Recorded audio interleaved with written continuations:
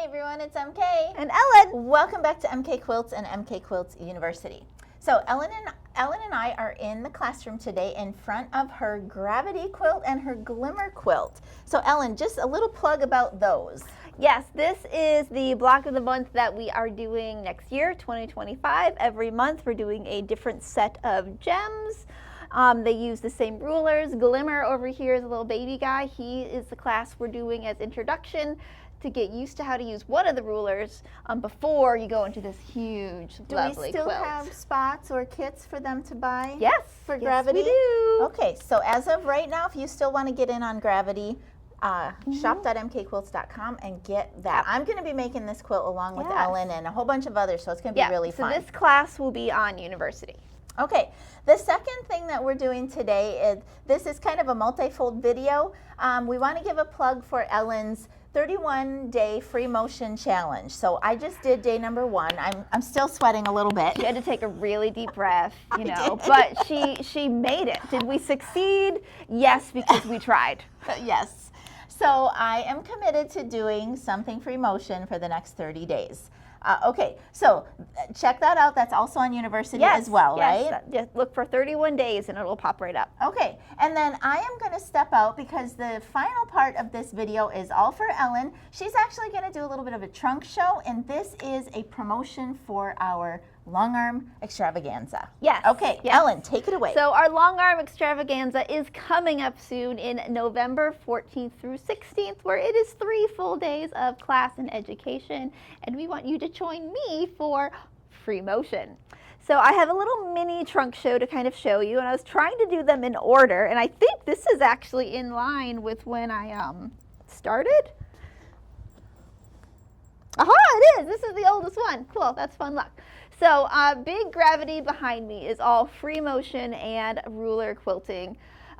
This is a quilt that I did actually start top down. I will say 9 out of 10 and 9.9. I will always start at the top and then work myself down. I'll switch colors back and forth because I love switching colors for quilting.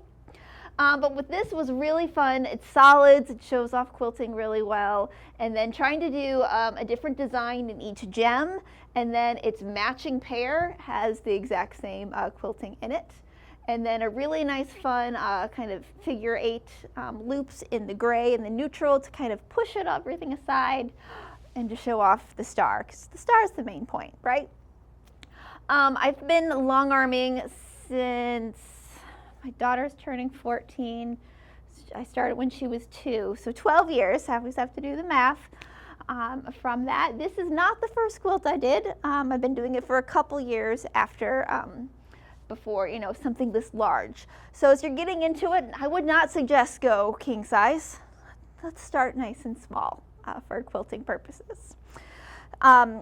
Dream panels were always a big, huge kind of trend, and I jumped in on the dream. I did this around the same time as I did gravity, playing with feathers. I will say feathers are a love-hate with a lot of people from them, but looking at so many people do so many different things. I really like the dreams where the feathers are consistent and it's not 10 different designs happening. This one shows really nice on the back. As we say with all of our quilts, you know, show off that quilting on the back if you're going to take the time. This is my dream, all free motion. With this one, I did actually ditch all the petals first and then went and filled them in. That was kind of what was told to do. Wouldn't really have to, but that was how I quilted it. Something I did the following year was a series of calendar quilts.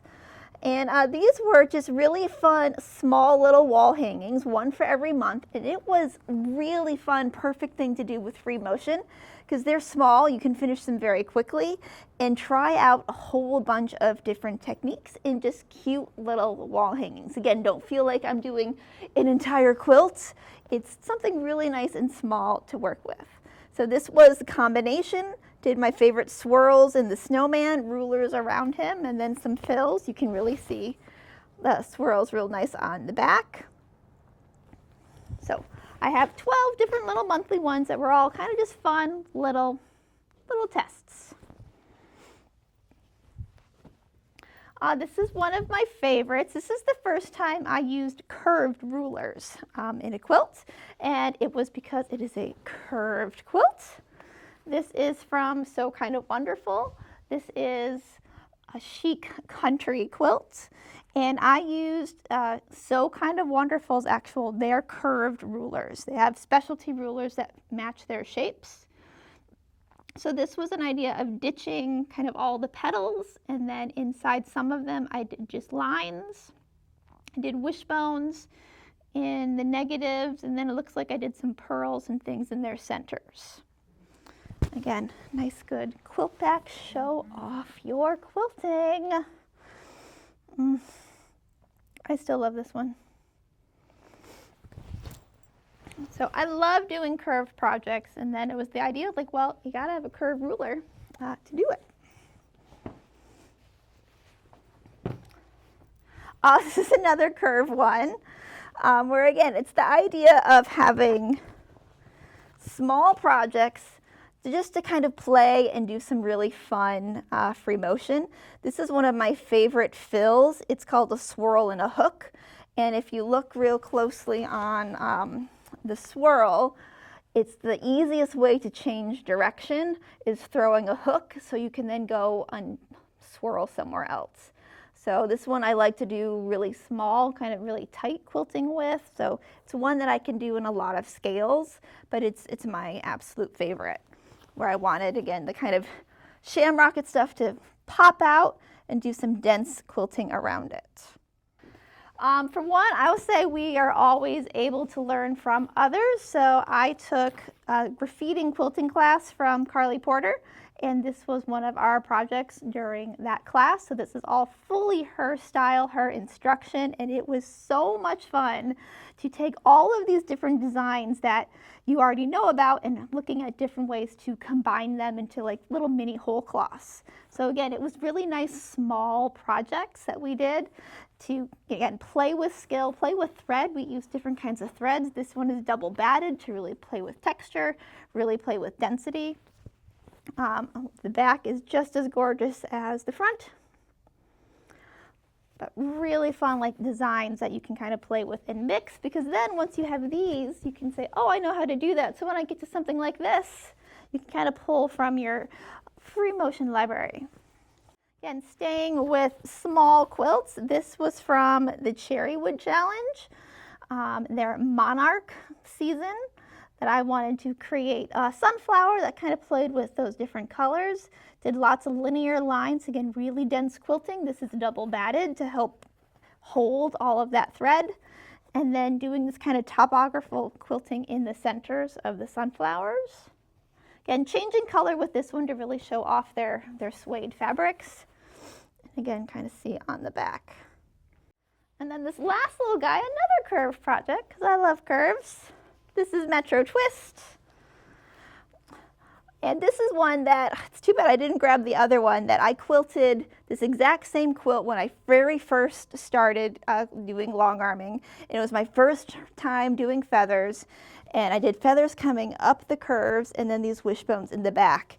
And they're good. They're not great, the very first one, but it was something that I did this again about 6 years later. I'm like, you know what, I should try the same quilting to see how far I've grown. And I'm very happy to say that this one is much better than the first, but it was an idea of kind of playing, seeing how you've learned, different kind of tips and tricks that, you know, you've taken over the years and how to pull that into your quilting. So I'm much happier with the feathers on here than I am on the dream, but I do love that dream. Wow, Ellen, that was awesome for me to stand behind the camera and see all of that. Yes. So we will drop some close-ups. We'll lay Ellen's quilts out, and I'll take a little bit nicer video so that you can see. And this is a sampling. There's so much more. I didn't want to grab any of my big ones. Because I do really feel like you should start small. Just start little quilts to really help play and practice and get confident before you go big. All right, so speaking about getting confident, Ellen wants to help you gain that confidence during our Longarm Extravaganza. Yes. Okay, so details, lastly, Ellen, and of course we'll drop the links. Yes, so it's 3 days of education, 3 full days of training, November 14th through 16th. We are hands-on the entire time. We're going to be doing drawing because a lot of free motion, it starts with drawing. You can say, oh, I'm horrible. It doesn't matter. It's, you got to get muscle memory into it, and then we will be on the machines quilting. Awesome. It's going to be super loads of fun, you guys. It's really just about 6 weeks away, so there is plenty of time to sign up. Come and see us here in the beautiful state of Florida, middle of November. I know. We're going to have catering, so we're going to have good food. We're going to have drawings. We're Yes. going to have swag bags. Yes. We're going to have giveaways. We're going to Yes. have a lot of fun, We're gonna okay? have so much fun. In free motion, it's not just free motion. There will be one day that will be focused on rulers, and then the third day will be our more advanced-ish, where we're gonna focus on borders. All right. All right, so click through to the link. Come and see us. Take this with Ellen and take your quilting to the next level. Okay, Ellen, let's get your quilts laid out and let's take some pictures.